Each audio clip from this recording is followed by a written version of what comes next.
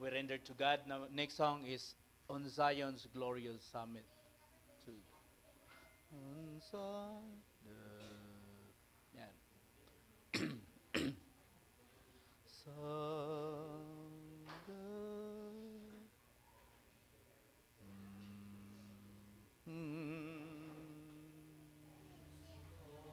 Let's sing this with all our hearts and feel the message of the song as we connect to the spirituality of God. We worship Him in spirit and in truth. Let's sing this song. On Zion's glorious summit stood, and numerous hosts redeemed by blood, and Him their King in strength divine. I hear the song and strove to join. I hear the song and strove to join. Hear all who suffered sword or plague for truth or Jesus' lovely name. Shout victory now and hail the Lamb, and bow before the grave. I am, and bow before the grave. I am. While everlasting ages roll, eternal love shall face their soul, and sense of bliss forever new. Rise in succession to their views. Rise in succession to their views. Shall we all stand? Holy, holy, holy Lord, God of hosts on highest Lord, who like me thy praise should sing. Almighty King, holy, holy, holy Lord, God of hosts on highest Lord, holy, holy.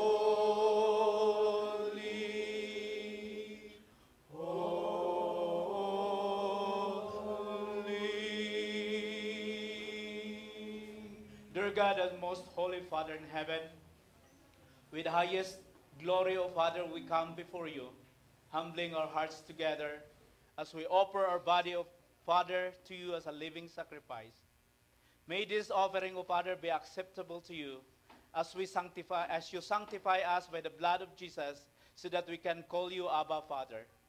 At this moment, O Father, we gather together in this first day of the week to remember the great sacrifice of your Son, Jesus Christ, who died on the cross for our behalf, for the propitiation of our sin. And we thank you so much, O Father, that you give us this opportunity that every Christian gathered together to worship you in spirit and in truth. We pray, O Father, that you may help each one of us to focus this day to worship you and at the same time, by the power of your words that we are going to listen to here today, will cause us to grow spiritually. May you continue to bless even those our brethren who are still coming. You may guide them and protect them, O Father, in their way going here to worship with us. And may this moment, O Father, as we focus and remembering and even listening to the word, as we sing praises to you, O Father, we pray that all of us focus your name spiritually as we decide to be fed by your words. Thank you so much, O Father. You may prepare those who are going to serve. You prepare the prayer leaders, the leader of the communion, and ever the sermon and the Bible study, that everything that they are going to do is to edify one another and to glorify your great name. Thank you so much, O Father, for this wonderful time of gathering. May you cause us to cleanse our heart and mind as we come to you in worship. May this day, O Father, drawn closer to you, our mind, and even as we drawn closer to one another as brother and sister. Thank you so much, even the forgiveness of all our sins. In Jesus' name we pray all these things. Amen. As we prepare our hearts for the Bible study, please be seated. Let's sing one song, number, The Gospel is for All. The Gospel is for All.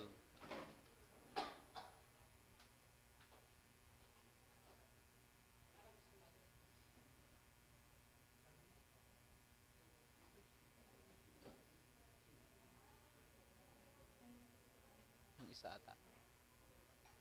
Bakit ganyan? Ayan. Oh, one, so, la, di, do, sol, mi, do.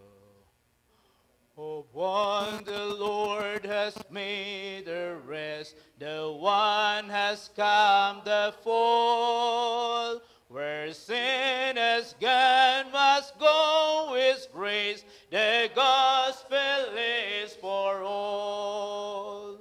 The blessed gospel is for all, the gospel is for all.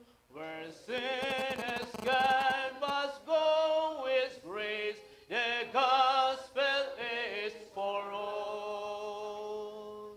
Say not ahead and are at home, beyond we have no call. For why should we be blessed alone? The gospel is for all. The blessed gospel is for all. The gospel is for all. Where sin is gone must go with grace. The gospel is for all. Receive ye freely gift from every land I call. Unless they hear, they cannot live. The gospel is for all. The blessed gospel is for all. The gospel is for all. Where sin has gone must go with grace. The gospel is for all. Yeah, let's ready for the Bible study. Nasa Matthew chapter 8 na po tayo, mga kabsat. Pag-aaralan po natin, mga kapatid, pinamagatan ko po ang Matthew chapter 8, The Power of the King. Ayan, sa ating pong pag-aaral, sa nakaraan, ay pinag-aralan natin yung preaching of the Sermon on the Mount, doon sa pangangaral ng ating Panginoong Jesucristo, sapagkat siya ay pumunta doon sa Mount Olives, at doon po siya, mga kapatid, nagturo. Ano po? At dito nga po ay dinagsa ng maraming tao. Ayan. So dito po, mga kapatid, sa ating pag-aaral, sa Matthew chapter 8, ay gusto ko po na balikan natin yung huling verse sa Matthew chapter 6. Ay, sa Matthew chapter 7. Ayan, sapagkat connected, kapatid. Yung Matthew chapter 7, sa Matthew chapter 8. Ito po ang kanyang sinasabi. And when Jesus finished these sayings, the crowd was astonished to his teaching. For he was teaching them as one who had authority and not as their scribes. Dito po mga kapatid, ang sabi dito, after na naituro ng ating Panginoong Hesukristo, yung kanyang mga tinuro doon sa Sermon on the Mount, sapagkat siya ay nagturo dito sa Mount Olives. At maraming tao ang dumagsa. At ang sabi nila, sila ay namangha doon sa pagtuturo ng ating Panginoong Hesukristo. Sapagkat siya ay nagtuturo hindi lamang bilang isang scribe. Hindi siya nagtuturo bilang isang isang propeta. Sapagkat siya ay nagtuturo bilang isang hari. He is teaching with authority and power. And so dito mga kabsat, pinamagatan ko itong the power of the King. Sapagkat papakita ng ating Panginoong Hesukristo, mga kabsat, yung kanyang authority from chapter 8 hanggang doon sa chapter 10.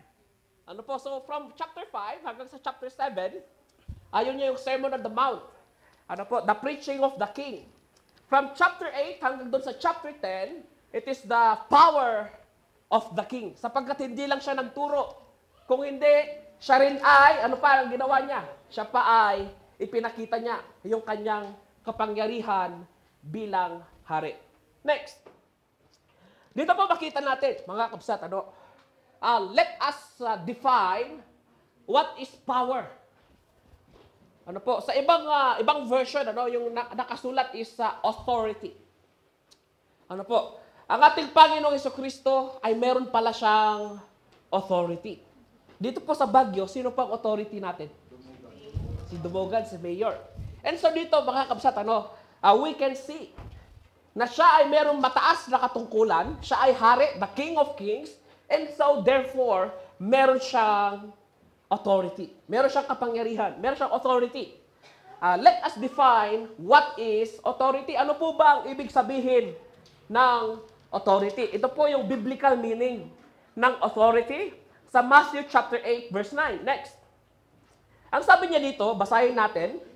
Ang sabi niya dito, for I too am a man under authority, with soldiers under me, and I say to one, go, and he goes, and to another, come, and he comes, and to my servant, do this, and he does it. What is the biblical meaning of authority? It means, it is the power to demand obedience. Authority means the power to demand obedience. Na kanino po ang authority?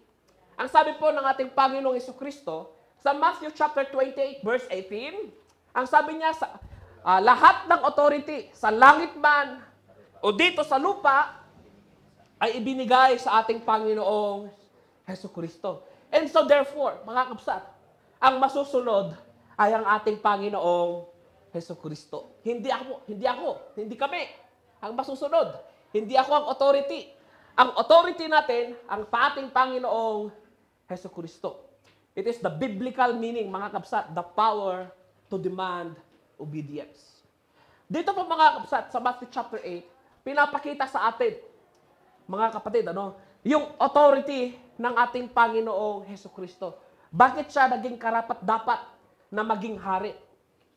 Sapagkat dito, ipinapakita sa atin. Hindi ba? Ano po ba, mga kabsat? You need a website. Why not do it yourself? With Wix, you can create your own professional website. Choose from hundreds of templates, whether you're soldiers. Diba, ano ba yung sa ranggo ng militar yun? Lieutenant, 100. Ha? Lieutenant ba? Yung 100? Captain. O Ayan. And so next, pag-aralan natin. Kung titignan natin, babasahin natin, yung Matthew chapter 8, verse 5, hanggang doon sa verse 13. Pinapakita sa atin ng ating Panginoong Hesukristo yung kanyang authority, yung kanyang power over time and space. Meron pang uninstall করে pangyayari কিভাবে ইনস্টল করে na itong free centurion na ito. Sapagkat si all program Kristo ay bumaba programs at siya ay programs pumunta level dito sa programs sige Capernaum. programs and At ano resource kaya ang nangyari? Gusto ko na basahin natin sa Matthew chapter 8, এখান থেকে verse টিউবিয়ার 8, কোথায় আছে verse 5, বের করে hanggang install doon sa করতে হবে verse 13. Ipabasa natin kay El Maestro. Kasi may mic ka. Yep. Oo. Install 5 hanggang 5:13. 8, 5, 5 to 15, 5 to 13. Here is the reading. A sower went out. Close. Ay, Matthew. Look pala yun. এখন আমরা Okay, here. Please read with Run me page in যাব, verse, run page. আর verse 7. U N রানে গিয়ে 13. 5 here. And when Jesus Percent went and entered into the Capernaum, there came F unto him data. a centurion beseeching him, and Percent. saying, Lord, my servant at home sick of the আমি আবার বলতেছি palsy, percent grievous, F data tormented. percent And Jesus said unto him, লিখে I will okay come they and click heal করব him. The centurion answered ভালো করে and দেখা said, সুবিধার্থে Lord, I am not worthy করলাম। that thou shouldest come under my roof, percent but এখানে speak the word only, ভালো করে and দেখা my সুবিধার্থে servant shall be healed. Measurements করলাম For I am a man under authority, having soldiers under me, and I say to the man, Go, and he goeth, and to another, Come, and he cometh, and to my servant, Do this, and he doeth it. When Jesus heard it, he marveled and said to them that followed, Verily I say unto you, I have not found a great faith, no, not in Israel. And I say unto you that many shall come from the east and west, and shall sit down with Abraham and Isaac and Jacob in the kingdom of heaven. But the children of the kingdom shall be cast out into outer darkness. There shall be weeping and gnashing of teeth. And Jesus said unto the centurion, Go thy way, and as thou hast believed, so be it done unto thee. And the servant was healed in the self-same hour. Ayan. Dito pinapakita sa atin, mga kapsat, yung kapangyarihan ng ating Panginoong Hesukristo. Pero pangyayari na itong centurion na ito, ang sabi nila, probably itong tao na ito ay isang Gentile. Kaya nasabi ng ating Panginoong Hesukristo, sabi niya wala akong nakita sa buong Israel nang kasing katulad mo ang kanyang pananampalataya. Sapagkat bakit? Ay yung mga kababayan niya mismo ang nagdi-deny sa ating Panginoong Hesukristo. Yung mga Hudyo, ang sabi nila, hindi ka namin tinatanggap bilang aming hari. Ano ang ginawa kay Kristo? Siya ay ipinako. Dito po mga kapsat, pinapakita sa atin, ano po, yung authority ng ating Panginoong Hesukristo over time and space. Nasaan yung papagalingin ni Kristo? Nandun sa bahay ng centurion. Malayo. Di ba, nasa Capernaum si Kristo. Di ba, yung kanyang papagalingin ay nandun sa malayong lugar. And so, ang pananampalataya ng centurion, sabi niya sabihin mo lang. At yung ang aking alipin ay gagaling. And so, ang sabi doon, at that hour, at that time, siya ay gumaling. Di ba? Sinabi lang ng ating Panginoong Hesukristo, siya nga ay gumaling. Malayo pa, mga kabsat. Ano? He has the power over time and space. Can you remember, doon sa Genesis chapter 1, verse 1 hanggang doon sa verse 3, mga kabsat? Hindi ba? Sinasabi nila, mga kabsat, huwag nating isipin na ang Diyos ay nasa ilalim ng oras. Hindi po. Ang Diyos ang gumawa sa oras. Diba? It says, in the beginning. And so, there was time. Mga kabsat, it is God who created time and space. It is not the other way around. So dito, pinapakita sa atin, mga kabsat, yung kapangyarihan ng ating Panginoon. Malayo yung kanyang papagalingin, pero napagaling niya. Di ba? Yung doktor nga, kabsat, yung pinakamagaling na doktor, kailangan check upin niya muna. bago siya magreseta ng gamot. Pero ang ating Panginoon Jesucristo, kahit malayo, kaya niyang pagalingin. And so, pinapakita sa atin ang kapangyarihan ng ating Panginoon. Ayan. Itong centurion na ito, kabsat, itong centurion na ito, imagine, siya ay isang Gentile. At hindi ibinigay sa kanila yung promise. Di ba? Pero nanampalataya pa siya sa ating Panginoon. Di ba? Yung mga Hudyo na nasa kanila na yung promise, nasa kanila si Abraham, nasa kanila si Isaac, nasa kanila yung propeta, nasa kanila yung templo. Diba? Nasa kanila pa yung pangako ng Diyos. And yet sila pa ang nag-deny sa ating Panginoong Jesucristo. And yet here comes itong isang mama na wala sa kanila yung promise, wala sa kanila yung templo, wala sa kanila, mga kapsat, si Abraham, wala sa kanila yung propeta, and yet, siya ay nanampalataya sa ating Panginoon. And so, ang sabi ng ating Panginoon Jesucristo, He marveled. Diba? Sa galing ng pananampalataya nitong centurion na ito. Next. Ayan. Babalikan natin yung linaktawan natin. Kasi tumalon tayo sa verse 8, verse 9 kaagad. And so we will go back doon sa chapter 8, verse 1, hanggang doon sa verse 4. Baka sabihin nyo, linalaktawan ni Brother Aris. Ayaw niyang i-discuss. And so we will go back. Ayan. Dito po mga kapsat, sa chapter 8, verse 1 to 4, gusto ko na basahin ni Brother Richard. Verse 1 to 4. When he came down from the mountainside, Aha. crowds followed him. A man with leprosy came and knelt before him and said, Lord, if you are willing, you can make me clean. Jesus reached out his hand and touched the man. I am willing, he said. Be clean. Immediately he was cured of his leprosy. Then Jesus said to him, see that you don't tell anyone, but go, show yourself to the priest and offer the gift Moses commanded as a testimony to them. Ayan. Alam niyo po ba, yung sakit na leprosy, diba? Yung mapupudpod, yung mga kamay mo, yung mga kasukasuhan mo ay mapupudpod. Dito po mga kapsat sa Pilipinas, meron po tayong isang island. After the World War II, merong island. Tinawag itong island na ito na lugar ng mga, dito tinapon.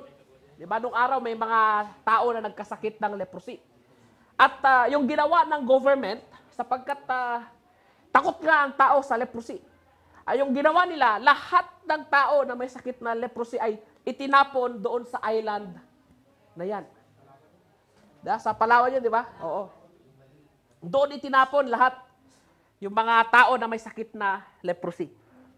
During sa time ng mga apostles sa first century, alam niyo po ba na yung leprosy ay laging ginagawa as an example, as a shadow ng kasalanan? Every time na ma-mention yung leprosy, ito mga kabsat ay laging ginagamit as a shadow ng kasalanan. Diba? Laging ginagamit as an image to describe kung gaano katerible ang kasalanan. And so dito, mga kabsat, pinapakita sa atin ng ating Panginoon Jesucristo yung kanyang authority, yung kanyang power over sin. Na ang ating Panginoon Jesucristo has the power to forgive sin.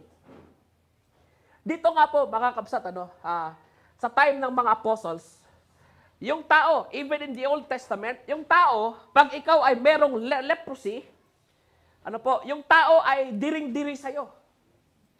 Hindi ka nila pwedeng hawakan. At ikaw ay magiging cast out sa society. Hindi ba? At dito nga, mga kabsat, ang ating Panginoong Jesucristo, hindi lang niya linayuan, siya ay hinawakan niya sa kanyang kamay. Diba? Siguro pagka ikaw ay yung galis lang siguro Pero dito mga kabsat, Ang ating Panginoong Hesukristo, hinawakan niya yung kamay ng mama na mayroong leprosy at ang sabi niya, be cleansed. Sa tingin niyo po, mga kabsat, kung ang ating Panginoong Hesukristo, kaya niya tayong linisan sa ating material na mga bagay, kaya rin niya tayong linisan sa ating spiritual na kasalanan. Dito po mga kabsat, hindi ko topic ito sa chapter 9. Ang sabi po dito, mga kabsat, sa chapter 9, kung pupuntahan natin, we will go in advance sa isang mama na merong paralytic. Ang sabi niya dito, sa Matthew chapter 9, basahin po natin, verse 2. Si Uncle June, ang magbasa. Matthew chapter 9, verse 2.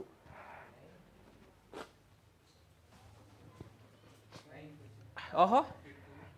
Then behold, the root of him is then leaning on the dead.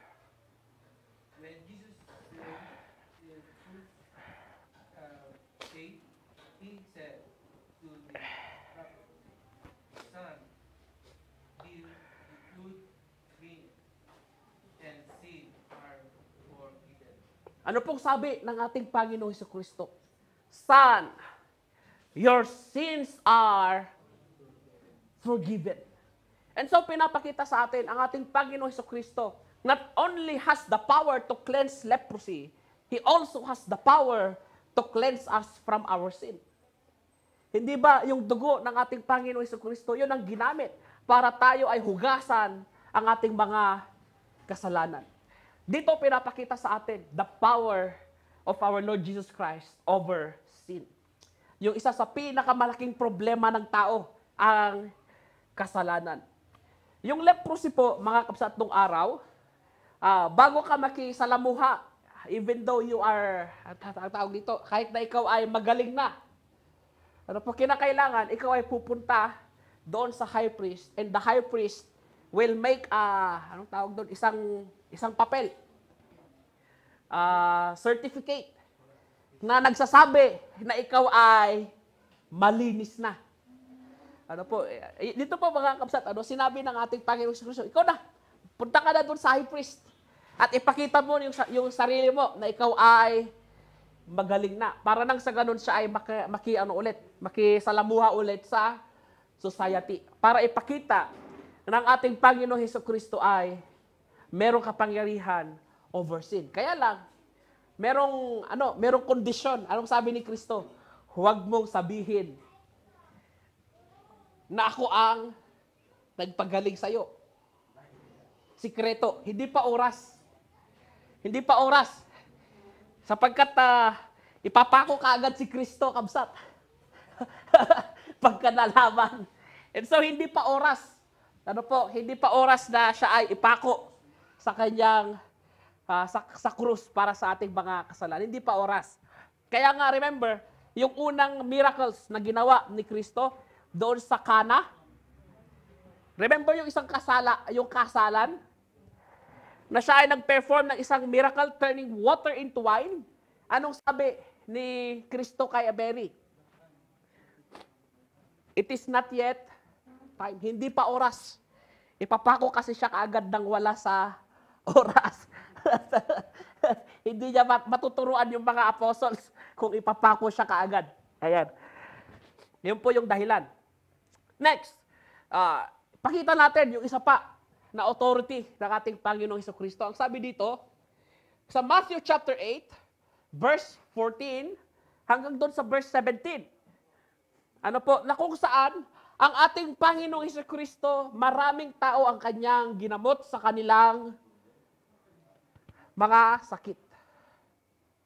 Lagi kong sinasabi, in the Old Testament, yung foreshadowing ng kasalanan ay always ginagamit yung sakit. Hindi ba? Na-remember nyo ba yung 10 plagues? In the Old Testament, yung tinubuan ng tumor or boils. Diba? Tinubuan ng tumor, kung saan-saan sa katawan niya, tinubuan ng tumor. It is always used as a foreshadowing about sin. Ito pong diseases na ito. Dito pa mga kabsat sa verse 14, basahin ko.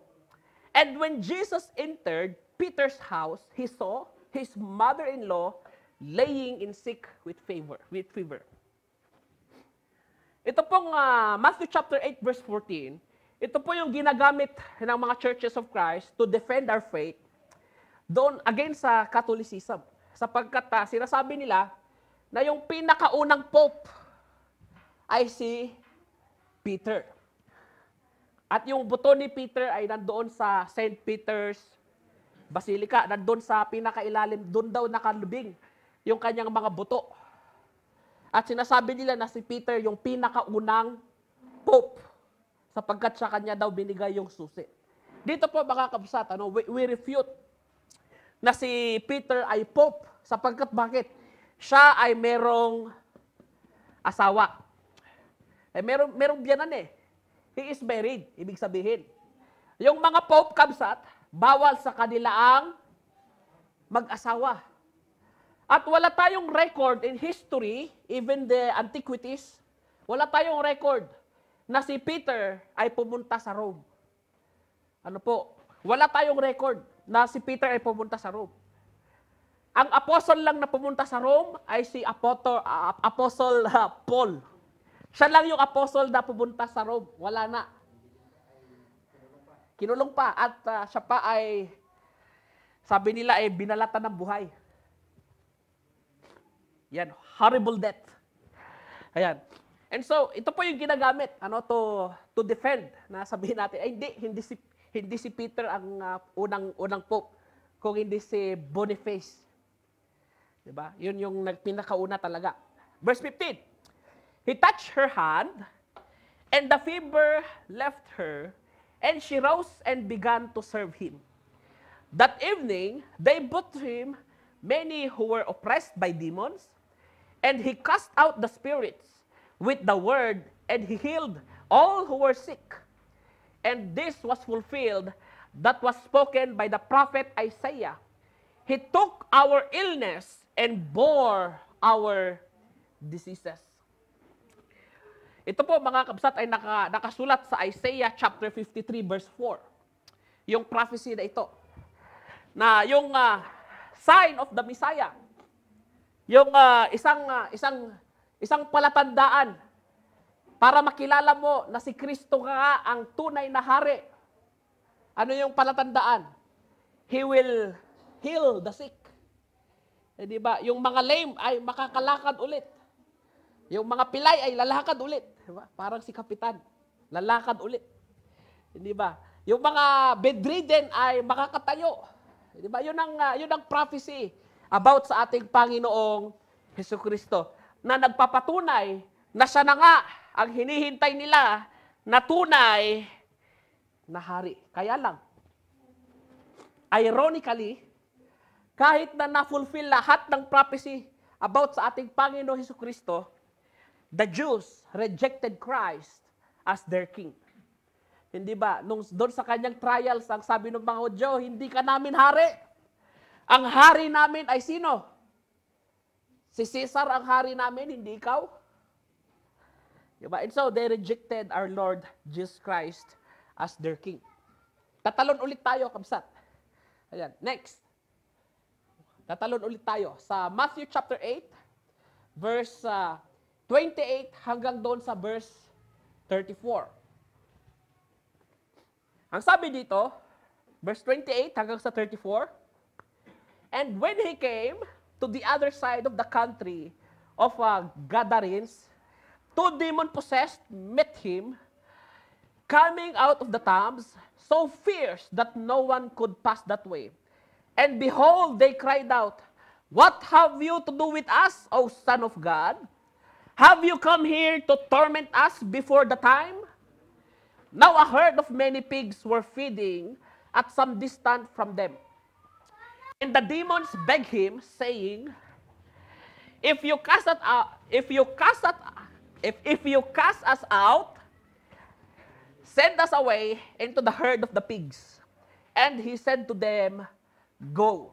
So they came out and went into the pigs. And behold, the whole herd rushed down the steep banks into the sea, and drowned in the waters. The herdsman fled, and going into the city, they told him everything, especially what had happened to the demon-possessed man. And behold, all the city came to meet Jesus, and when they saw him, they begged him to leave their region. Dito po mga kabsat, ay merong isang demon-possessed, dalawang mama, na sila ay demon-possessed doon sa isang libingan. Diba? Siguro, yung libingan nila nasa tabi ng daan. Kasi doon dumadaan yung tao eh. At sabi dito, mga kabsat, itong mama na ito ay very violent. Hindi ko alam kung gaano ka-violent, malakas. Binubugbog niya siguro yung mga dumadaan doon. And so dito, mga kabsat, walang makadaan sa lugar na yan. At nagkataon na si Kristo ay doon dumaan. At nakita niya yung dalawang demon-possessed. Dito, mga kabsat, sa James chapter 2 verse 19. Can you remember? Ano po, yung mga demons, they know the Lord and they tremble. They shudder. Nanginginig pa. Sila ay naniniwala kay Kristo sapagkat bakit? Kasi yung mga demonyo na ito, galing din sa langit. Hindi ba? Saan ba galing yung mga anghel? Sa langit. Yung mga demonyo, anghel yan eh. Sila ay fallen angels. And so, kung sila ay nasa langit, kilala nila saan ba galing si Kristo? Sa langit. And so, kilala nila. Ayan, ang sabi niya, oy, Kristo, ikaw na ba yan? Paparusahan mo na ba kami? Hindi pa oras? Diba? Ano ibig sabihin ng mga demonyo na hindi pa oras? Diba sila ay hindi pa oras na ipunta doon sa dagat-dagatang apoy. Diba? Wala pa yung imperno, wala pa sila doon. Sila ay nandito sa lupa. 2 Peter chapter 5 verse 8. At sila ay nagtetempt ng mga tao na kanilang madadala doon sa imperno. Sabi doon, roaring, like a roaring lion. Nasa paligid natin. Huwag kayong tumingin sa katabi nyo. Iba yan. Kapsa at kapatid yan. Yeah. Kasi nasa paligid lang eh. Sabi doon, huwag kang tumingin sa katabi mo. Ayan. Dito kabsat, kung titignan natin, yung demonyo kilala si Kristo. Hindi ba? They recognize Him as the Son of God. Pero yung mga tao, they rejected Jesus Christ. Hindi ba? At tinawag pang blasphemy? Can you imagine, mga kabsat, tinawag siyang blasphemy? Di ba? Sapagkat He claimed to be equal with God. Nagsabi ng mga hindi, blasphemy. Ano ba yung kasalanan ni Kristo? Bakit siya pinako sa krus? He claims to be God. And so yung mga Hudyo sabi nila, kung totoong Diyos ka, iligtas mo ang sarili mo. Kung totoong ikaw ay Son of God, di ba? Iligtas mo yung sarili mo. Bumaba ka sa krus, di ba? Sabi ng mga Hudyo. Kinutsa pa. Di ba? Kung totoong Diyos ka, baba ka nga dyan, iligtas mo sarili mo. Di ba? Yun ang sabi nila. And so yun yung kanilang yung kaso ni Kristo. Hindi ba? Yun yung kaso niya. Ano yung kaso niya? Yung nakalagay doon sa cross dito. Pinako dyan. Henry. Di ba? Henry. Jesus. Nazarenus. Latin kasi yun eh. Di ba? Ibig sabihin Jesus the Nazarene, the King of the Jews. Diba? Yun yung isa pang kaso niya. He claimed to be the King of the Jews. And so, pinatay siya. Hindi ikaw ang hari namin. They rejected Him. And so dito, nung yung mga demonyo, mga kabsat ay pinalayas, sila ay napunta doon sa mga pigs, sa babuyan. Okay, tumingin sa akin ha. Ayan. Pumunta doon sa babuyan. At yung mga baboy, lumipat sa baboy. Yung mga baboy, sila ay nalunod at tumakbo kasi doon sa dagat. And so, nagkaroon ng disturbance doon sa lugar na yan. Kasi, yung mga tao, inaalagaan nila yung mga baboy at binebenta nila sa mga Gentiles. And so, yung mga tao doon, pinalayas nila si Kristo sapagkat bakit natatakot sila na lahat ng kanilang pinagkakakitaan ay mamamatay. Diba? Baka mamatay yung mga alaga nila, yung pinagkakakitaan nila yon. And so, kinakailangan, pinalayas si Kristo. Remember, pinagaling niya na yung dalawang tao, siya pa ang masama. Diba? Kinas out niya na nga yung demonyo, siya pa ang masama. Ayan. Next, he has the power over Satan. Diba? Merong prophecy that Jesus Christ will trample the snake under his foot. Yun po yung prophecy. Ayan. Dito mga kabsat, we will jump again. Balik tayo. Matthew chapter 8, verse 23 hanggang doon sa verse 27. Jesus, pinapakita niya dito yung kanyang kapangyarihan over nature. Kaya lang ako nagtataka, bakit kaya yung mga pastor na nagpapagaling, hindi kayang pahintuin yung storm. Diba? Pero binigyan sila ng kapangyarihan. Pero bakit kaya yung storm hindi nila kayang pahintuin? Hindi ba? Yung mga apostles, hindi lang sila nagpagaling ng may sakit. Hindi lang sila bumuhay ng patay. They also has the power over nature. Dito mga kabsat, siguro pagod na pagod ang ating Panginoong Hesukristo. Sapagkat sila ay sumakay sa isang bangka. Ayan, at sila ay pupunta doon sa kabilang dako ng dagat ng sea.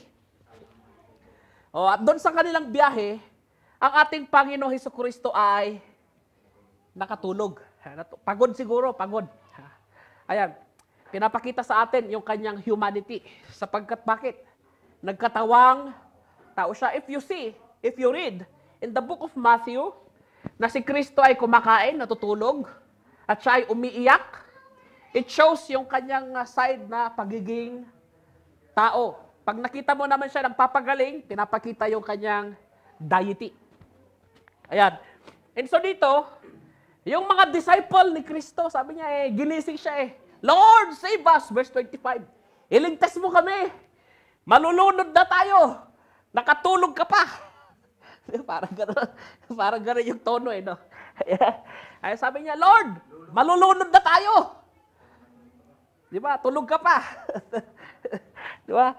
And so, dito, pinuntahan nila, ginising nila si Kristo. At anong ginawa ng ating Panginoon si Kristo? Verse 26. And he said to them, why are you afraid, O you of little faith? Then he rose up and rebuked the winds and the sea, and there was a great calm. And the man marveled, saying, what sort of man is this, that even winds and the sea obey him? Diba? Anong klaseng tao ito? Diba? Siguro anak ng patig. Sabi niya siguro. Diba? Nakikinig sa kanya yung hangin, yung dagat, diba? Nakikinig sa kanya, mga ibon, diba? Pati yung puno, sabi niya sa puno wala kang bunga. Diba? Sabi niya kinurse niya, ano nangyari? Namatay. Diba? And so dito, pinapakita sa atin yung kapangyarihan ng ating Panginoong Hesukristo over nature. Diba? Nagtataka naman ako, yung mga pastor hindi kayang gawin ito. Diba? Ayan, yung magpagaling lang sa kanila, tsaka mag-speak in tongues. Dito po mga kabsat, bakit kaya tinawag ng ating Panginoong Hesukristo, you of little faith, yung kanyang mga apostles? Sapagkat bakit? Remember, kasama nila ang King of Kings. Kasama nila yung Messiah. Di ba, meron tayong kasabihan, if God is with us, who can be against us? Bakit ka natatakot? Kasama mo si Kristo. Diba? Bakit ka pinanghihinaan ng loob?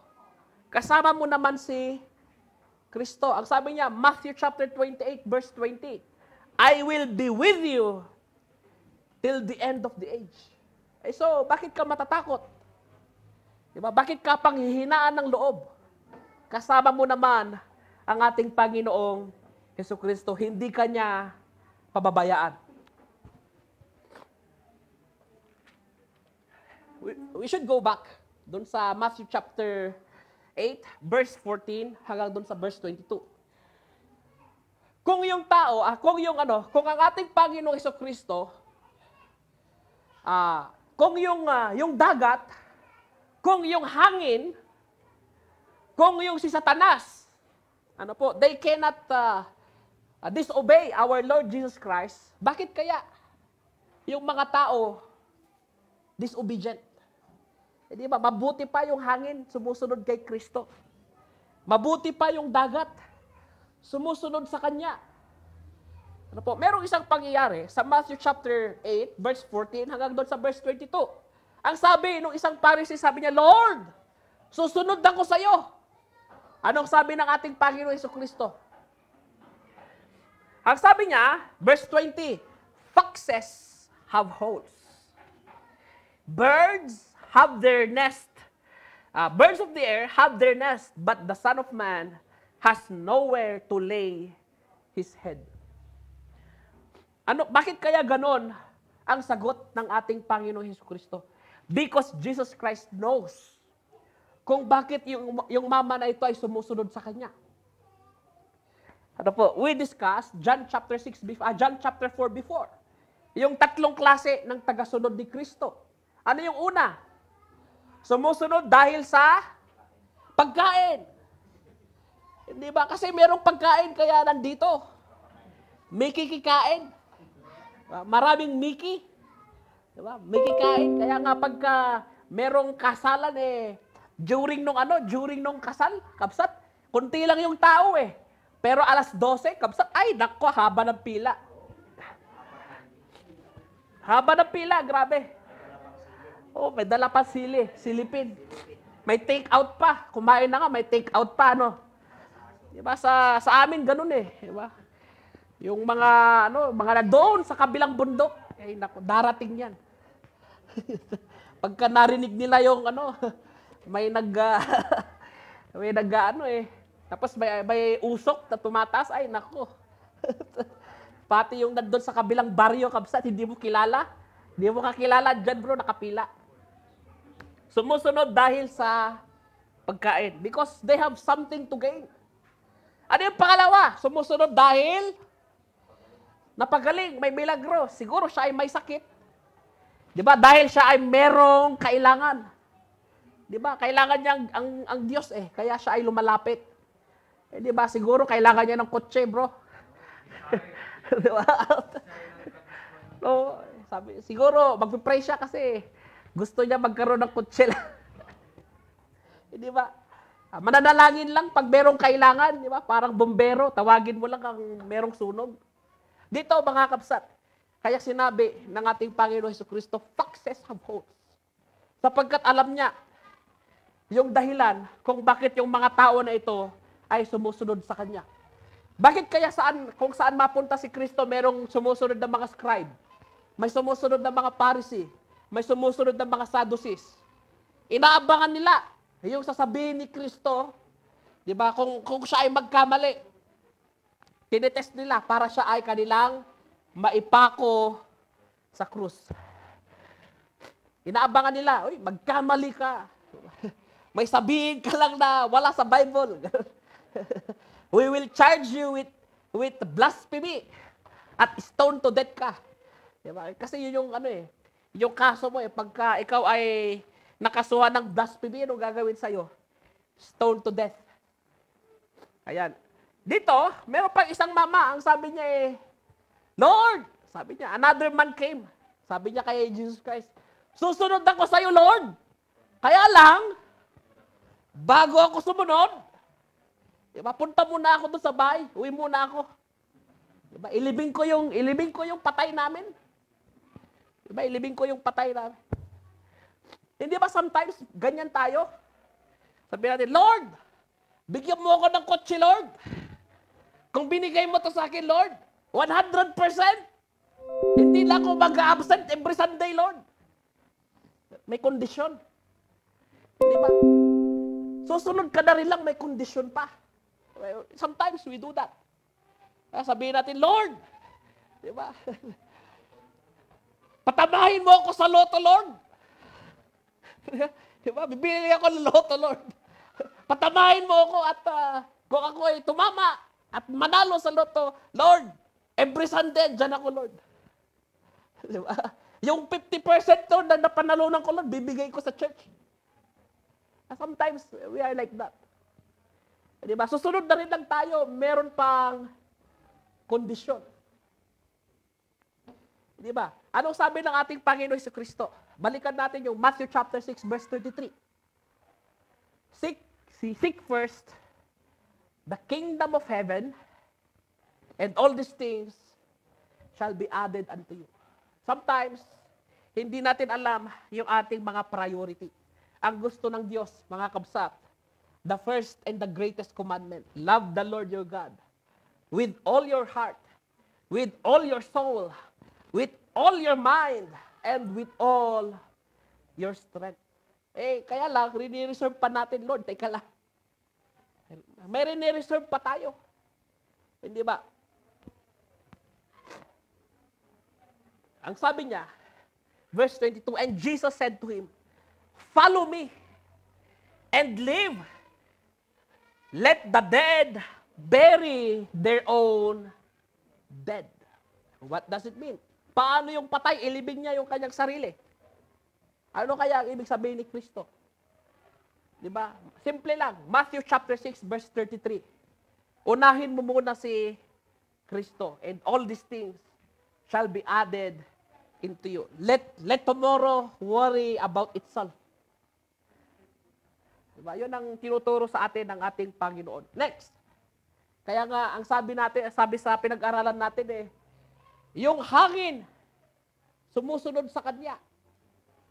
Hindi ba? Yung tubig, sumusunod sa Kanya. Diba? Yung puno, sumusunod sa Kanya. Pero bakit kaya hindi tayo makasunod sa Kanya? Diba? Mabuti pa yung aso, madaling turuan. You can train the dog. Diba? Meron pa ako nakita, pumupunta sa palengke, may hawak na basket, mamalengke. Diba? Pero yung tao, kabsat, ang hirap pasunurin. Meron po tayong question. Ito po ang Matthew chapter 8. Magandang umaga po.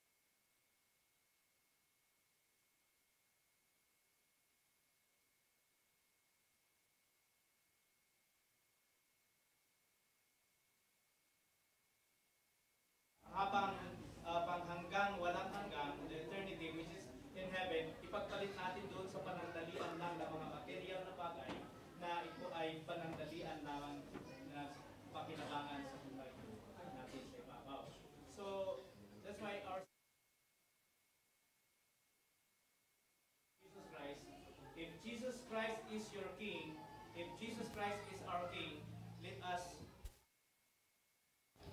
Hello, mic test. Ayun pala. If Jesus Christ is our King, let us follow Him as your King. So doon, yun po ang kabuuhan ng message ni Brother sa ating Bible study. Let us prepare ourselves for the observance of the Lord's Supper. This is the time that we remember the death, the burial, and the resurrection of Jesus. He died for your sin once and for all, and we are commanded to commemorate every first day of the week. May I ask the song, There's a Fountain Free. There's a fountain. Kung meron dyan. There's a fountain. Yan. Those who are assigned to serve the Lord's table, let's meditate as we partake the Lord's Supper. Let's meditate the great sacrifice of our Lord Jesus Christ. Isipin natin na si Kristo ay namatay para sa atin at sa tuwing bumahagi tayo sa tinapay na walang libadura at ang katas ng ubas, isipin natin ang kanyang sakripisyo para sa atin. And because of that, we obtain salvation because of the sacrifice of Jesus. Those who are prepared to assigned to serve the Lord's table may stand after the song. There's a fountain free. There's a fountain free, 'tis for you and me. Let us haste to its brink. There's a fount of love from the source above, and He bids us hold freely drink. Will you come to the fountain free? Will you come? 'Tis for you and me. Thirsty soul, hear the welcome call. 'Tis a fountain open for all. There's a living stream with a crystal's gleam from the throne of life. Now it flows while the waters roll. Let the weary soul hear the call that forth freely goes. Will you come? Will you come to the fountain free? Will you come? 'Tis for you and me, thirsty soul. Hear the welcome call. 'Tis a fountain open for all. There's a living stream where the waters swell, and eternal life they can give. And with joyful sing every spring, oh spring, as we rest to bring and to live. Will you come to the fountain free? Will you come? 'Tis for you and me, thirsty soul. Hear the welcome call. 'Tis a fountain open for all. There's a rock that's deep, and the soul is left, that may not its pure water share. 'Tis for you and me, and its stream I see. Let us hasten joyfully there. Will you come to the fountain free? Will you come? 'Tis for you and me, thirsty soul. Hear the welcome call. fountain open for all. Servers.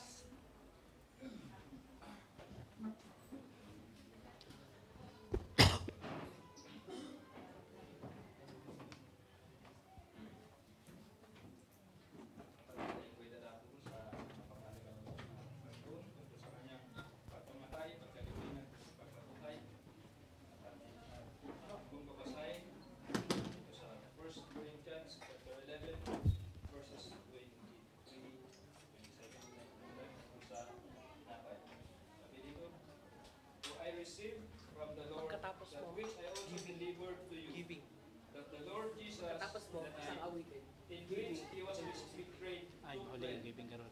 Malate yung huli yung giving sabay. This is my body, which is for you. Do this in remembrance of me.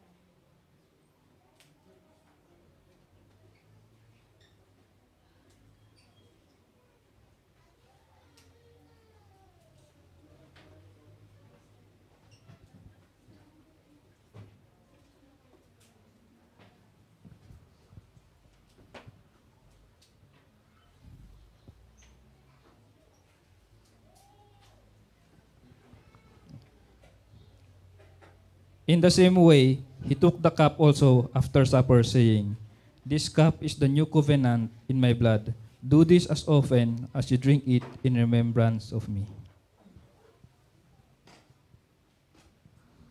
Let us pray, brothers and sisters. Loving Father, thank you for this wonderful day that you have given to us.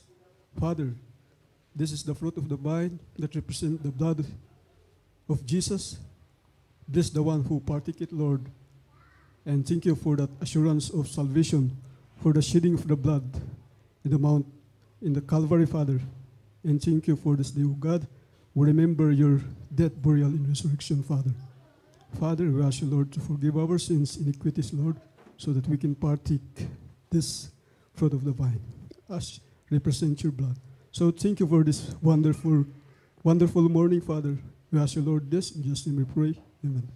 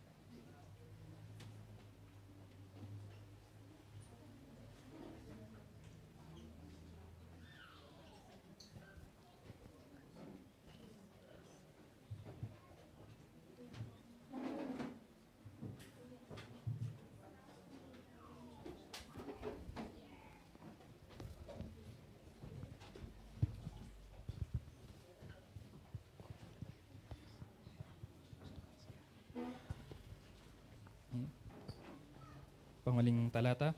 For as often as you eat this bread and drink the cup, you proclaim the Lord's death until He comes. Therefore, whoever eats the bread or drinks the cup of the Lord in an unworthy manner shall be guilty of the body and the blood of the Lord.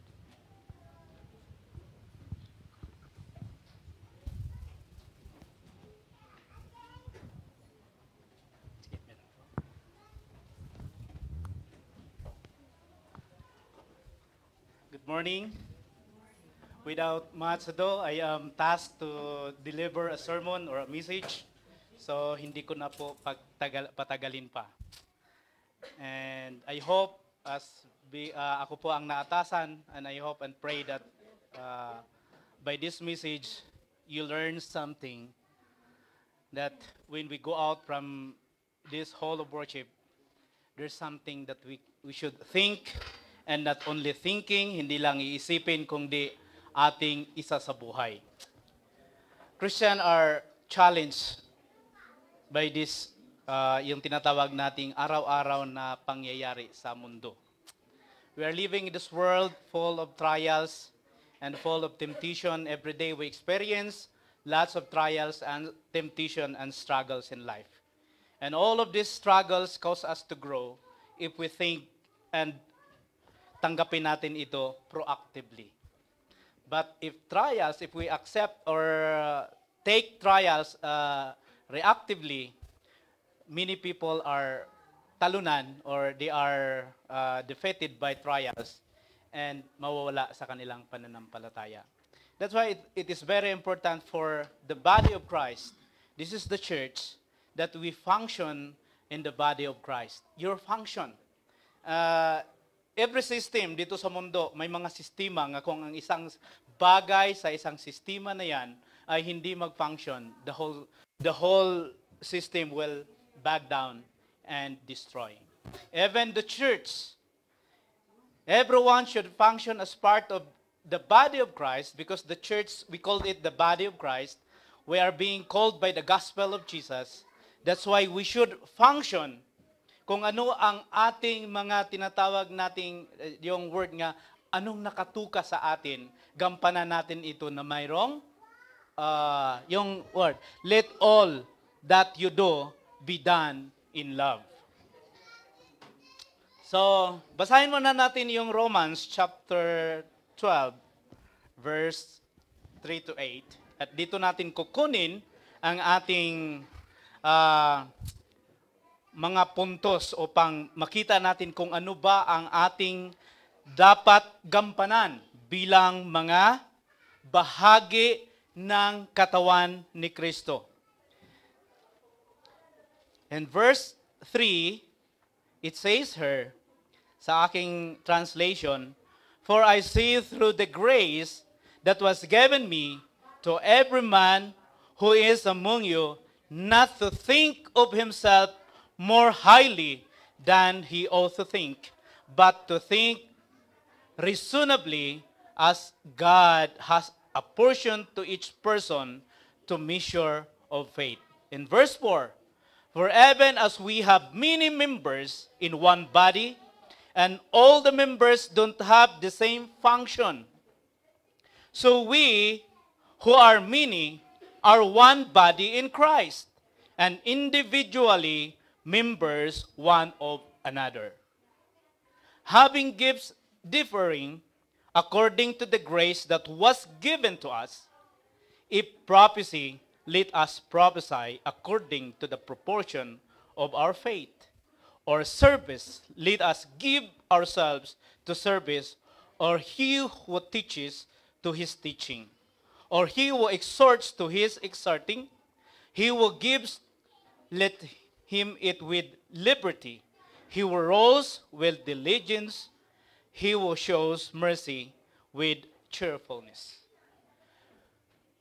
In this particular passage, Apostle Paul exhorted to the Christian in Rome and to every Christian today, sa atin, sa lahat ng mga Kristiyano, inanyayahan na tayo nga gawin natin ang anumang tungkulin na nakalaan para sa atin bilang katawan. Look at your body. So, raise your hands. This is not my body. This is only a part of my body. Ang aking kamay ay bahagi ng aking katawan.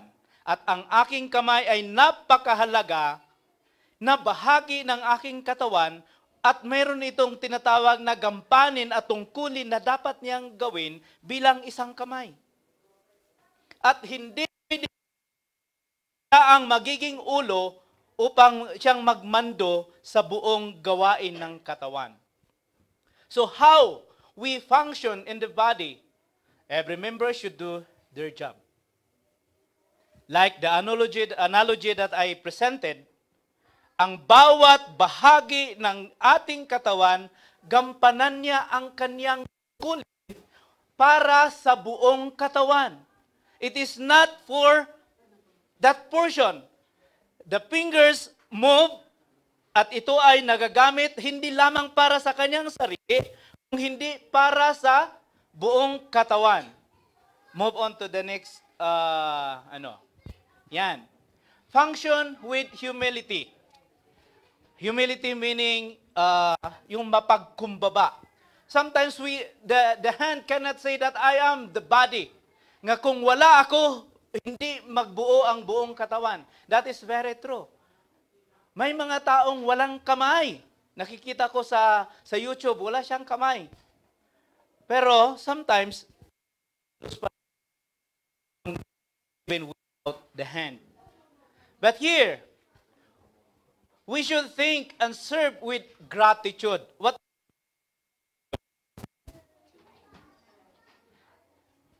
Kung tayo ay maglilingkod bilang bahagi ng katawan ni Kristo, we have to be grateful. Gratitude. Ikaw ay magpapasalamat because the body, part ng katawan, yung kamay, nagpapasalamat siya, mayroong head alaw sa kanya. So, everyone, yung tinatawag nating relational or serve with gratitude, na mayroong tinatawag nating collectively o collectiveness, ang bawat bahagi ng katawan ay mayroong connection sa bawat isa. The same true with the body of Christ. We cannot serve alone. We cannot do the service, your best service to the Lord if you do it with yourself. Ikaw lang mismo. Wala kang pakialam sa iba. Pag sabihin mo, may Bible study ako doon, wala kang sasabihan ng mga kapatiran na Bible study ka doon. Dapat the whole body should know that you are doing Bible study, and every member pwedeng sasabihin, ay pupunta ako doon si brother ganito para nandun ako during the Bible study. So meaning, serve with gratitude. Magpasalamat tayo sa bawat isa. Sasabihin mo, thank you Lord for helping me. Thank you, Lord, for doing these things. This is the work of the whole body nga ako ay bahagi ng may pagpapasalamat sa bawat isa. We should be grateful sa bawat isa. We have to live in grace. To think of that the grace of God, sometimes, anuhin kasi natin, yung grace, we are saved by grace. Ang ibig sabihin, hindi dahil sa ating kagalingan, hindi dahil magaling ako, dapat I deserve to be saved dahil magaling ako. No, it's not. We have to be humble. Kaya nga, yung attitude yan mamaya. We have to serve the grace of God, yung may mga puwang sa bawat isa sa atin because you and me are not perfect in the sight of God. Doon pumapasok yung grasya ng Diyos. Kahit na ako ay hindi karapat-dapat, ginawa niya akong karapat-dapat. That's why we should be grateful to God and be grateful to one another because bawat isa ay may tungkulin upang mapalakas ang pananampalataya ng bawat isa. The main purpose why we are here, why we obey the gospel of our Lord Jesus Christ is to, number one, to give the highest glory to God, and number two, to edify one another. You get that point? Wala po tayong ibang dahilan. Wala po sanang ibang motivation, kundi upang bigyan natin ang Diyos ng pinakamataas na to glorify God and to edify one another. That is the doxa in Greek. we give glory, we glorify God and honor one another. You cannot give the highest glory to God if you fail to honor one another.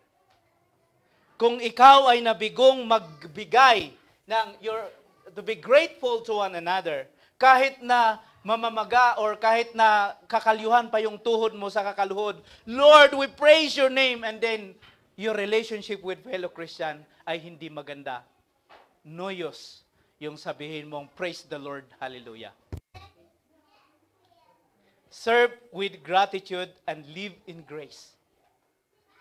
Recognize that we are not perfect in the sight of God, that we need the grace of Jesus, and do not even misinterpret yourselves, nakakonect yan very closely, dapat dalawang words yan, that you are bringing goodness to God. It is a no. God bring all goodness to us. Minsan sasabihin, Lord, ginawa ko naman ito para sa iyo. I'm doing this for you, Lord.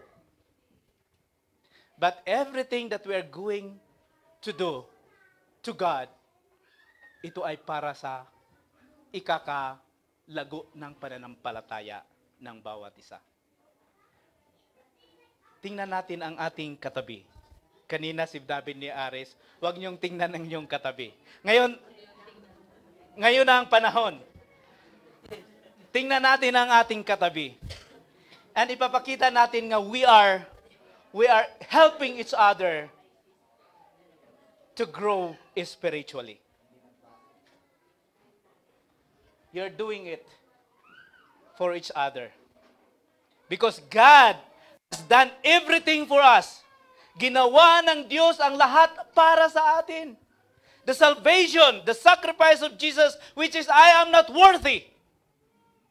That is grace. Na kahit sa aking mga pagkukulang, linigtas niya ako, at I'm hoping that someday, when our Lord God, Jesus Christ, return, He will bring us to the place called heaven.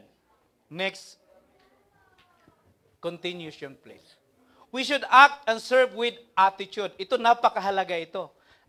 After being grateful, pagkatapos natin magiging mapasalamatin sa ating kapwa-tao, sasabihin nga natin sa ating katabi, thank you, brother, for salamat, kapatid, na ikaw ay nagpapalakas sa akin.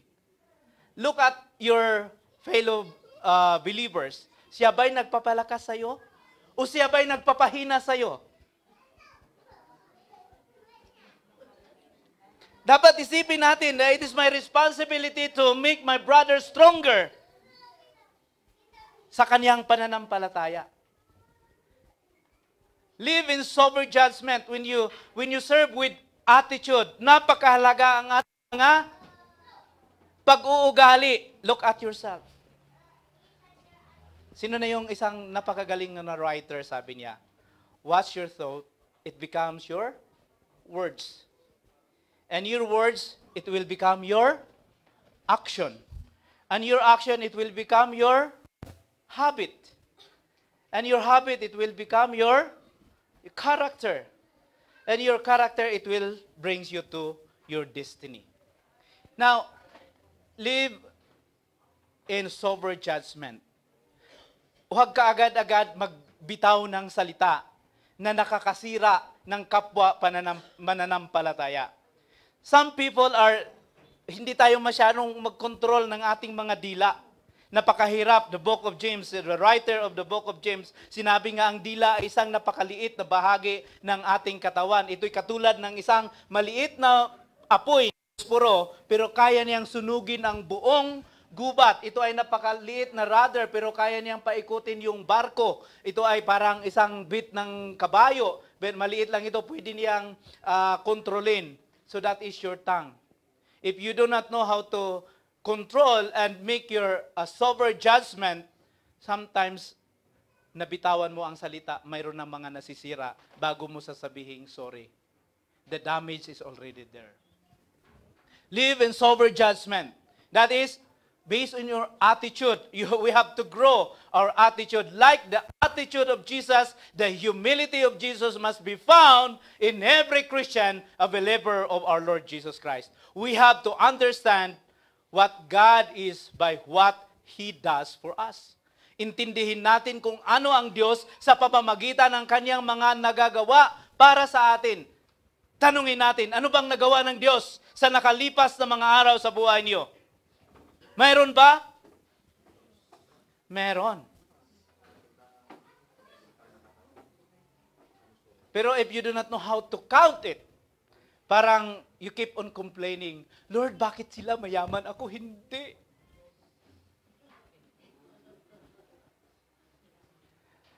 One time, may Bible study kami doon sa kina Brother John. Every Monday, may Bible study doon. If you want to attend, pwedeng mag-attend kayo.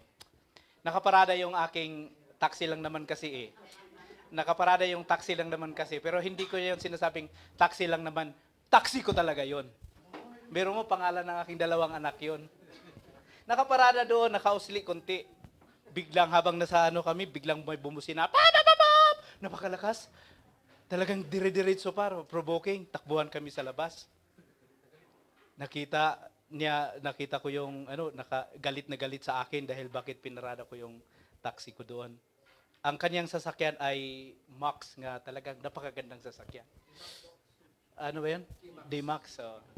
Hiyang-hiya ako at nag-sorry. Sorry po. Pasensya na po. Iatras ko lang sandali. Inatras ko. Tapos hindi pa rin siya, tapos sa kanyang galit, sinabihan pa rin, pag nagparada kayo dito, huwag ganyan. Sus, para akong binuhusan ng isang drum na tubig na malamig. Dahil hindi ako sanay na yung nasigawan at nagsuri na nga ako. Okay lang. Parang pinalagpas ko dahil sa Bible study kami, sabi ni Brother Richard, mabuti bro, hindi ka na hindi mo sinagot ng At yung naggumawa sa akin yun ay isang pastor. Isang pastor. So yun, challenge para sa atin. Whether you are a pastor or not, you are a preacher or not, as long as you are a member of the body of Christ, your attitude, ano kaya ang attitude natin? Check your attitude. Subukan natin ang ating mga pag-uugali. Ano ba ang ugali ang mayroon ako? And that attitude can be changed if you allow the attitude of Lord Jesus Christ. Because of everything, we have to understand that God has done everything for us so that we will be changed. Ginawa ng Diyos ang lahat para sa atin upang tayo ay magbago. You become a new person. Magmula nang nabautismuhan kayo, mayroon bang pagbabago na gawa natin sa buhay natin? Or you are still the same? The answer is yours. Katulad din sa akin, na sa akin din ang mga sagot. Not by what we are and what we do for Him, but God has done for us. All what we have to be is check your attitude and be grateful. Next, sa susunod na, every member, tayong lahat na ito, hindi lang pastor, hindi lang preacher, hindi lang leaders. Every member should function with one another generously. Huwag natin, hantay nga ipaidam. If you are in the capacity of doing it, nandun ka sa kakayanan, nga kaya mo itong gawin, huwag mong pigilan. Serve it generously. Para bang with gratefulness, nga masaya kang naglilingkod. Masaya kang gawin mo ito. Huwag kang mag-complain. Ako na lang palagi ito, ako na lang palagi. Kagaya nung bata pa ako, nung maliit pa ako, hanggang ngayon maliit pa rin. Yung tatay ko, nagtataka ako, bakit palaging uutusan? He was always pagmamalingki, Gamay. My name is Gamay. I am small. Ikaw ang mamalingki, ikaw ang magpupunta sa Changi, mamili. Yung ibang kapatid ko, bakit hindi sila? So, ako na lang palagi. So, siguro ako yung madaling utusan. Serve others according to function. Maglingkod tayo sa bawat isa according to the function. Kung ano pa ang do not mag-overlap ng gawain. Na yung kamay, gagawin gawain ng paa. Yung tainga, gagawin niya yung gawain ng mata. It's not. Serve according to the function kung ano ang meron ka. Meron kayo. Let be what we are made to be. Kung ano ang nagawa, paano ka ginawa. So, that is, you have your own function nga kailangan mong gampanan. Huwag mong gawin yung ging ulo kung ikaw ay kamay. You have to serve as what you are. Without enviously, ito po, another. Enviously, huwag tayong magkakaroon ng, what is enviously? Pagkakainggit. Huwag tayong mainggit. Mabuti pa si ulo na sa taas, ako nga paa, akong tampakan, nandito ako sa baba. Huwag kang mainggit. Yun yung bahagi niya. Ikaw nandun ka. You have to accept that you are the talampakan and you cannot be the head because you are the talampakan. Anong ibig kong sabihin doon? Yon yung serve others according to function. Meaning, the purpose why you are the hand, may layunin kung bakit ikaw ay kamay. May layunin kung bakit ikaw ay ganon. Then, all what you have to do is make it serve the best. Without enviously comparing ourselves with others and trying to be something we aren't. Yun yung napakahirap, yung trying to be something. If you are the hand, you are trying to be the head. That is contrary to the purpose why you are made to be. Or trying to be something you are not. Do not, preacher, do not mimic other preacher. Huwag nating gayahin yung mga style ng ibang preacher. Do your own identity and make it the best serving the Lord. Next, ano ba ito? Bakit gumalaw? Yan. Ano yun? Paki-next yung next, yan. Ito, napakahalaga. Every member should function with one another generously, continuation. Function in harmony with others. Harmony. Napakasarap po yung tawag nating harmonious relationship in the body. Synchronize, love. Do it with parabang samahan, tulungan. Huwag nating, I read yung sulat ni Mahatma, sa history, si Mahatma Gandhi. Sabi niya sa kanya mga sundalo, don't leave your comrades behind. Kaya nga, during the war, pag may sugatan, lahat sila, dadalhin nila yung kanilang sugatan. Huwag nilang iiwan nga sugatan. Kahit na sinasabi pa ng sugatan na, sige, you run, leave me, hayaan nyo akong mamatay dito. Kasi kung tatamaan tayo ng bala ng kalaban, ako lang, takbo na kayo. Pero because of the command, the marching command, huwag nyong iiwan ang inyong mga kasama behind. The same true with the church. Huwag nating iiwan ang ating mga kasama na mahina. Dapat lahat tayo sabay-sabay na lumago sa ating pananampalataya. Don't leave them behind. Tulungan natin silang lumago din sa ating pananampalataya. Because our quest is going to heaven. Na wala sanang tayo mag-enjoy sa langit, tapos ang iba naiwan because we are not functioning in the body generously, parang hinayaan natin, kanya-kanya tayo. Ang mangyari, we will not grow. And we fail to go to the eternal place God prepared for us. Function collectively. Harmony with one another, and then function collectively. Meaning, kahit na kamay ka, you have to listen to the mouth. Kailangan na i-consult. Kailangan na, pag mayroong harmony, mayroong collectively, ikonsulta mo sa kapwa mo preacher. Ikonsulta mo sa kapwa mo Kristiyano ang mga bagay na mabuti na aayon sa salita ng Diyos. And that is functioning collectively. And another, each part gets its meaning. Mayroon tayong mga tinatawag nating meaning from the body as a whole. Yun yung relationship, harmony with every other Christian. That our life, my life become meaningful because of Each one of us. Nang dahil sa kapwa ko mananampalataya. Nang dahil naramdaman ko ang pag-ibig. Nang dahil naramdaman ko ang concern. Nang dahil naramdaman ko nga hindi ako pinabayaan. Pero kung ang isang Kristiyano, pag nandito at naramdaman niyang he is left alone and left behind, sigurado hindi yan babalik. Sasabihin nila, hindi ako love doon. Kaya nga dito ipapakita natin, every Christian, that is our great responsibility, na ipakita natin na we love one another deeply. Let all that you do, hindi lang po yan nakalagay sa gilid, sa dingding, o nakalagay dito, it should be put into practice. Nga sinabi, let all that you do be done in love. Amen or not? Amen. I hope so. Amen.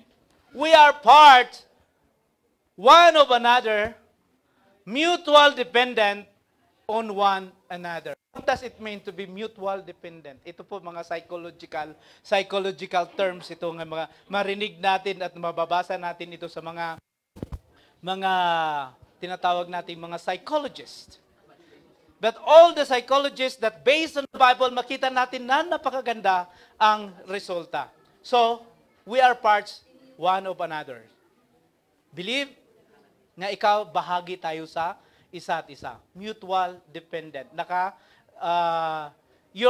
Ang concern nyo sa akin, concern natin sa isa't isa, will help us to grow spiritually. Move on to the next square.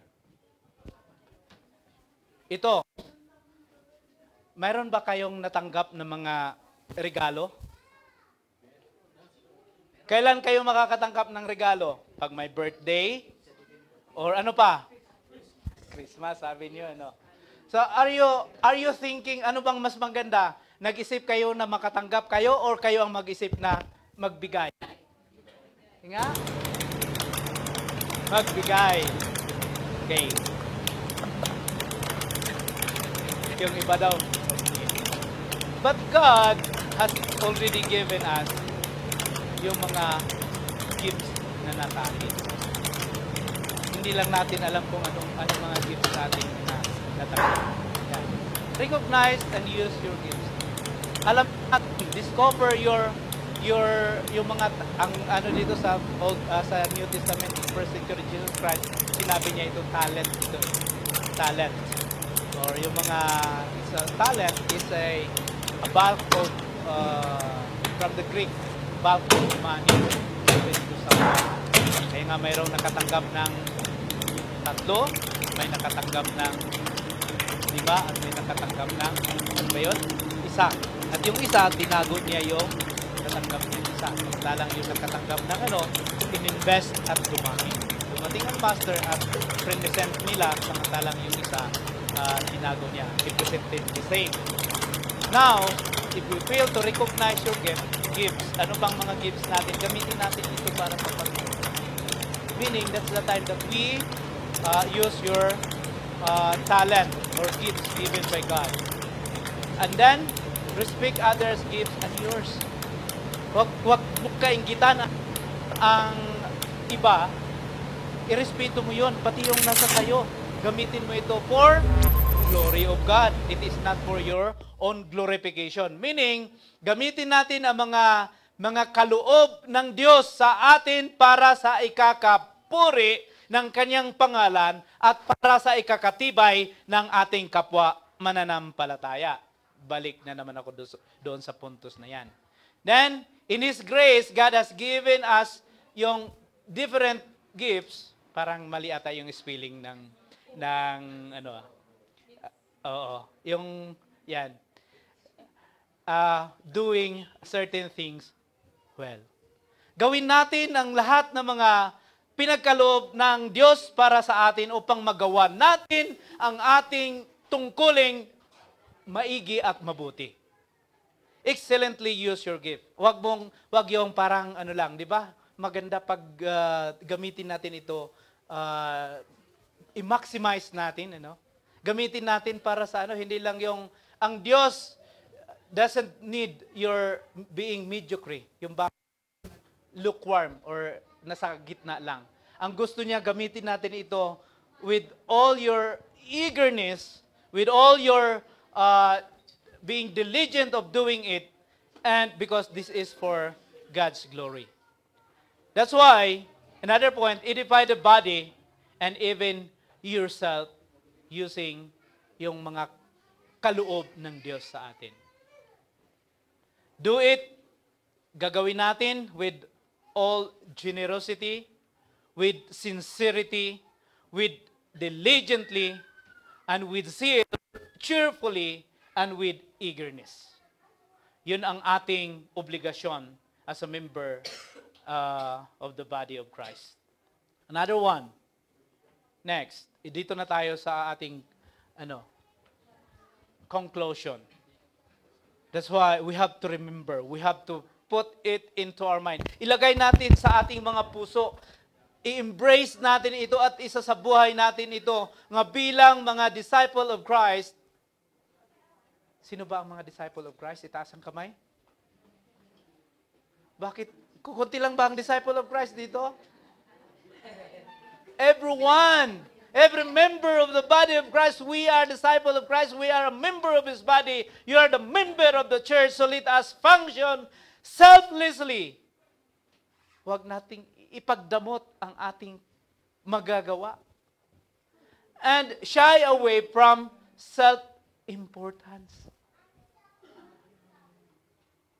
No, ang self-importance. Hindi tayo ang ginawa natin ito hindi para sa ating sarili. Hindi natin isipin, paano naman ako? This is for the glory of God and to edify one another. If you want your brother to be edified, you have to be humble. And your humility cause them to be edified. Ang iyong pagiging mapagkumbaba, maging dahilan upang ang iyong kapatid ay mapapatibay. Pero kung ikaw ay napakataas mo at tinitingnan mo yung mga kapatid mo na mas maliit sa iyo, minamaliit mo sila, ikaw ang naitataas. You are not edifying them. You are edifying yourself. So, we have to function selflessly and shy away from self-importance. Another one, we should not seek to get special mention and even special attention from our master or from fellow servant for doing our job. Tingnan mo kapatid, ang galing ko, ano? O, pag sabihin ganon, that you are putting yourself on top. But, ang dapat mong gawin, if somebody praise your job well done, sasabihin mo, glory to God. I am only an instrument of God to do these things. Yan. That is point number 1. Always remember, bilang disciple of Christ, let us function selflessly and shy away from self-importance. And we should not seek to get special mention from our Master, Jesus Christ, or parang gustong-gusto natin kasi yung napapalakpakan. That's why mayroong mga parang, alam mo ba, pag napalakpakan ka, baka wala nang, takot ako na wala nang matira na sa langit. Kinuha mo na. Kaya nga, wag niyo akong palakpakan mamaya. Yan. Then, next. Yan, ito. Point number 2. Bilang disciple of Christ, let us function collectively and avoid self-interest. Function collectively meaning, i-consult natin. Tayo lahat, sama-sama tayong kumilos bilang isang katawan. And avoid self-interest. Huwag mong sabihin, Ned, kung hindi lang ang sa kamay, walang magagawa ang buong katawan dahil ang kamay ang siyang kumilos. No, it's not. Function collectively. You are part of the body. Your function is for the good of the body. Avoid comparing our works with others sometimes. O, tingnan mo, ako lang ang gumawa dito, kayo, wala kayong ginawa, ha? Ano ba yan? We should, do not compare. Sabihin mong, mas magaling ako kaysa sa ganyan. Wala tayong ibang ipagmamayabang. Kung mayroon man tayong ipagmamayabang, kundi ang kamatayan, pagkalibing at pagkabuhay ni Kristo, ito ay ginawa para sa atin. That all the things that we can boast is the death the burial and the resurrection of our Lord Jesus Christ. So avoid comparing our works with others. Live in harmony with one another. Huwag tayong mag-iwanan. Huwag tayong mag-away. Huwag tayong mag-inggitan. Ang gawin natin ay magtutulungan tayo. We have to remember, brethren, when we do things. Tanungin natin, ito bang sasabihin ko, makapag-edify ba sa iba? If I'm going to, sa aking message, mga joke, kung ang mga joke bang ito, nakakapag-edify ba? O baka mamaya pag uwi ng mga nagsisimba, yung joke mo lang ang naiisip. Hindi yung mga puntos na dapat nating isipin. That's why we have to avoid even mga extra hindi siya connected to the message. Para manatiling at manatiling kaya sa Diyos. Avoid comparing your works with others and live in harmony with one another. Kailangan natin yung harmony. Kung doon sa mga joke nagkakaday ng harmony, sorry,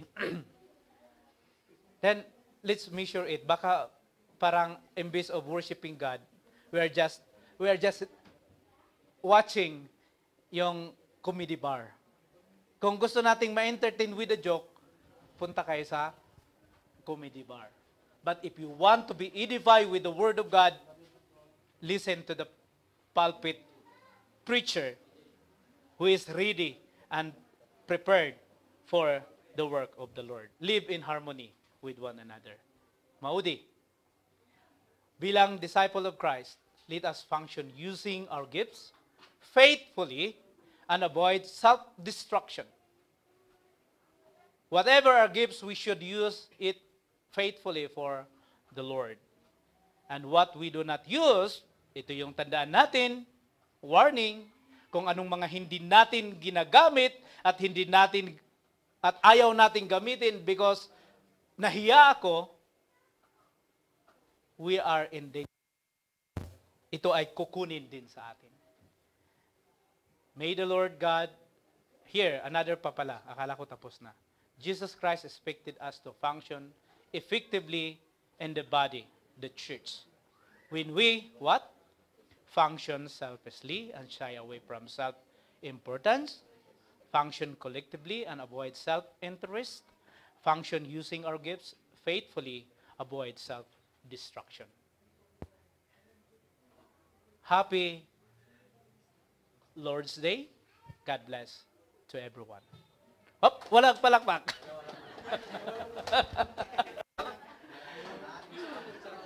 I hope and pray that by the message that you heard, I am only an instrument of God, and I believe that we go out from this hall today, mayroon tayong dala-dalang natutunan na kailangan nating isasagawa sa ating araw-araw na pamumuhay.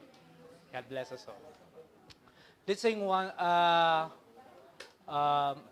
after the song, mayroon tayong kantahin na for the giving. Count your blessing. Count your blessing.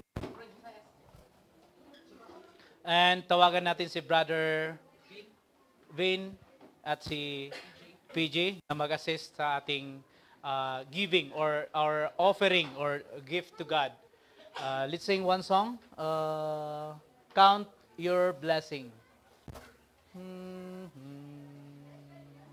So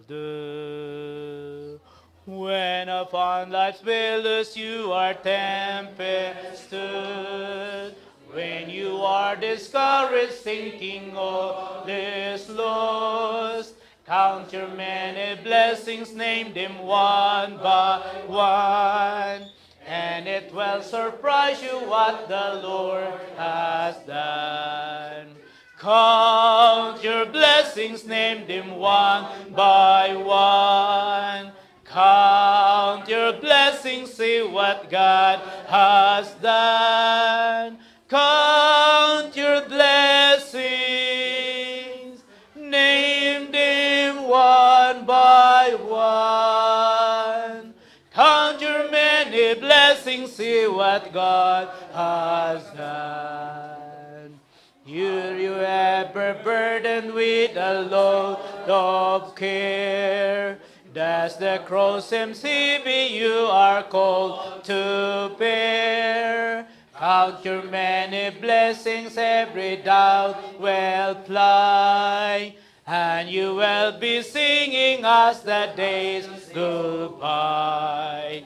Count your blessings, name them one by one. Count your blessings, see what God hath done. Count your blessings, name them one by one. Count your many blessings, see what God has done. When you look at others with their lands and gold, think that Christ has promised you as well and told. Count your many blessings, money cannot buy your rewards in heaven or your home on high. Count your blessings, name them one by one. Count your blessings, see what God has done. Count your blessings, name them one by one. Count your many blessings, see what God has done. So amid a complex, whether great or small, do not be discouraged, God is over all. Count your many blessings, angels will attend. Help and comfort give you through your journey's end. Count your blessings, name them one by one. Count your blessings, see what God has done. Count your blessings, name them one by one. Count your many blessings, see what God has done.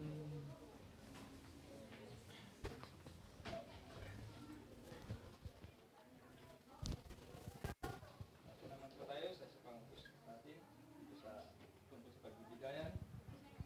Basahin ko po dito sa 2 Corinthians chapter 9 verse 6 and 7.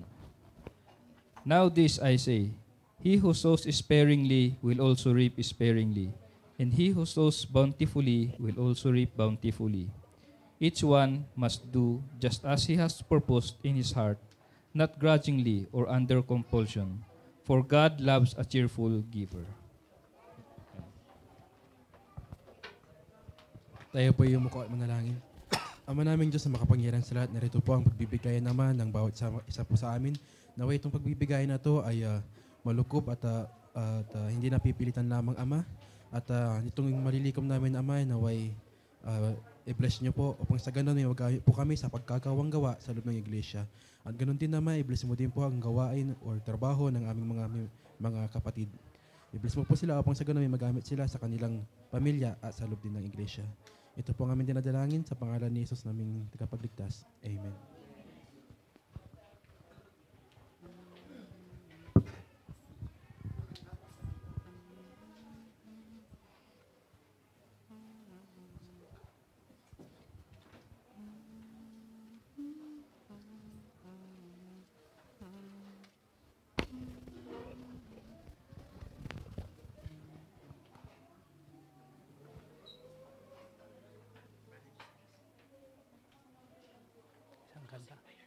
Sino?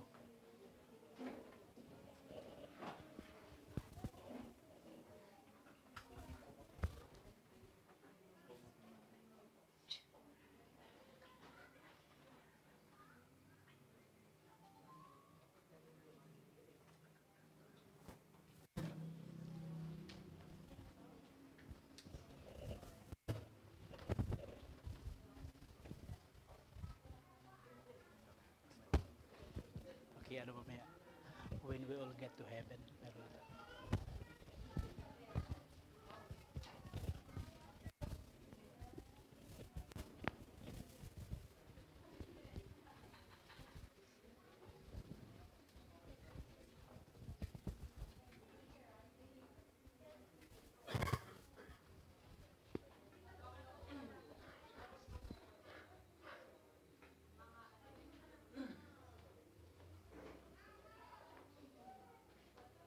Yan, when we all get to heaven.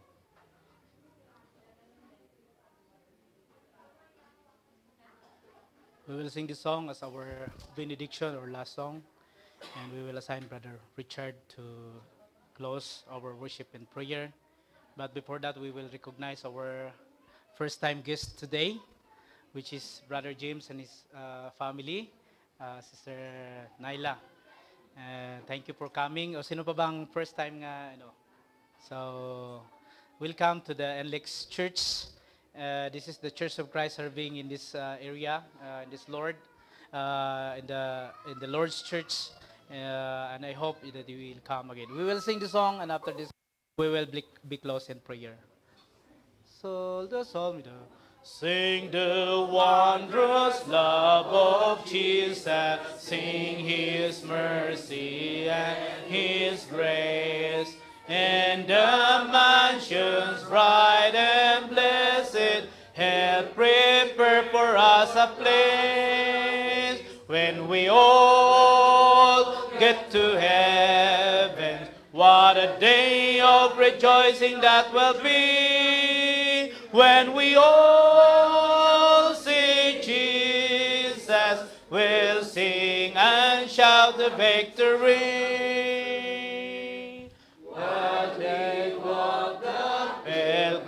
Pathway, clouds well overspread the skies. And when troubling days are over, not a shadow, not a sign. When we all get to heaven, what a day of rejoicing that will be. When we all see Jesus, we'll sing and shout the victory. Let us then be true and faithful, trusting, serving every day. Just one glimpse of Him in glory will the toils of life repay. When we all get to heaven, what a day of rejoicing that will be. When we all see Jesus, we'll sing and shout a victory. Onward to the prize before us, soon His beauty will be healed. Soon the pearly gates will open, we shall tread the straight of gold. When we all get to heaven, what a day of rejoicing that will be. When we all see Jesus, we'll sing and shout the victory. Shall we all stand?